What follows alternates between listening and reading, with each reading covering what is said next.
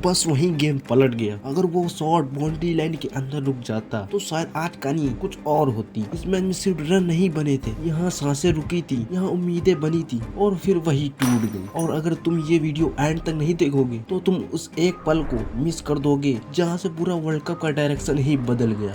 22 फरवरी 2026 India versus south Africa super 8 का मुकाबला। South Africa batting करने आई और शुरू के ओवर में ही गेम इंडिया के कंट्रोल में लग रहा था। 1 विकेट, 2 विकेट, 3 विकेट और स्कोर बोर्ड हिल रहा था। South Africa 3 down. क्राउड चिल्लाया अब मैच हमारा है। बुमराह ने लाइन टाइट रखी, fielding sharp, energy top level. उस वक्त लग रहा था बस थोड़ा सा और प्रेशर और साउथ अफ्रीका 150 के अंदर। पर क्रिकेट में सबसे डेंजरस चीज क्या होती है? कॉन्फिडेंस, जो वहाँ थोड़ा जल्दी आ गया। तब क्रीज पे आए डेविड मिलर और उसने एंट्री फिल्मी स्टाइल में नहीं ली। पहली 2-3 बॉल स्ट्राइक रोटेट की, उसके बाद उन्होंने अपना गियर चेंज किया। भाई मिलर ने पैनिक को कंट्रोल में बदल दिया। उन्होंने ऐसी क्रिकेट खेली कि फील ही नहीं हो रहा 3 विकेट भी डाउन हुए थे। वे आते ही छक्के चौके की बरसात चालू कर देते हैं और दूसरी साइड से ब्रेविस साथ दे रहे थे उनका। और देखते ही देखते दोनों के बीच 97 रनों की पार्टनरशिप हो जाती है। और एक समय लग रहा था कि साउथ अफ्रीका सिर्फ 150 के अंदर ही सिमट जाएगी, लेकिन इन दोनों की पार्टनरशिप ने साउथ अफ्रीका को अलग ही मोमेंटम में शिफ्ट कर दिया। ये दोनों ही प्लेयर हिट पर हिट लगाए जा रहे थे और इंडिया के बॉलर्स को समझ ही नहीं आ रहा था कहाँ पे बॉल डालनी। इंडिया ने सोचा प्रेशर साउथ अफ्रीका पर है और मिलर ने प्रेशर रिवर्स कर दिया और डेथ ओवर में बाउंड्रीज की बारिश चालू कर दी। और देखते ही देखते मिलर ने 35 बॉल में 63 रन बना देते हैं और उनका साथ दे रहे डिवाल ब्रेविस भी 29 बॉल में 45 रन ठोक के साउथ अफ्रीका को सही डायरेक्शन में ले जाते हैं। स्कोर 170 क्रॉस, फिर 180, फाइनली टारगेट सेट हुआ 187। 3 विकेट जल्दी गिर जाने के बाद भी 187। ये सिर्फ टोटल नहीं था, ये मैसेज था। टारगेट बड़ा था पर इम्पॉसिबल नहीं। पर जो हुआ उसने सबको शॉक कर दिया। Top order collapse, 1 wicket,